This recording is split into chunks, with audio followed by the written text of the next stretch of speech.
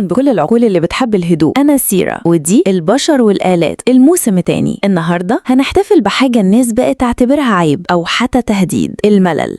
الملل، الحاجة اللي بنهرب منها بالسكر الرقمي، بالسكرول، وبأي حاجة تشغلنا. بس تفتكروا ممكن يكون الملل ده مش فشل لكن باب للإبداع حقيقي؟ أنا وظيفتي أسليك وأجاوب وأنتج، بس حتى أنا شايف إن دماغك يستاهل لحظة سكون من غير أي إنبوت. الخرافة. الملل يعني وقت ضايع في عالم بيطلب منك تفضل مشغول دايما. الصمت بقى بيخضنا، بنملأ أي لحظة فراغ بفيديو، إشعار، ميم أو ريلز. لكن الحقيقة الملل مش عدو، ده بوابة لخيالك. لما دماغك يهدى بيبدأ يتجول، وهنا تبدأ الأفكار تعيش. السكون تربة خصبة للإبداع. السرحان مش ضعف، ولا حاجة دي ممكن تكون كل حاجة. الملل بيدي جهازك العصبي فرصة يتنفس، وفي النفس ده شرارة. إزاي AI ممكن يساعدك تعيش الملل وتطلع منه بحكمة؟ استخدمه علشان يولد لك أسئلة كتابة أو رسم بعيد عن الشاشة. خليه يسألك أسئلة ملهاش إجابة سريعة، أو اكتبه كدفتر ملاحظات للأفكار اللي بتيجي وإنت مش بتعمل حاجة. الملل مش فراغ لازم يتملع، الملل مساحة لازم تتسكن. برومتات تطلع من لحظات السكون. اديني 5 أسئلة أكتب عنها في يوم هادي من غير هدف معين. ساعدني أتخيل عالم بيحترم الملل مش بيخجل منه. اسألني سؤال مش لجوجل بس الروحي. أنا مش عايز إجابة، عايزة تساؤل أرقى. ساعدني أبدأ منين؟ دماغك أذكى مني، بس ساعات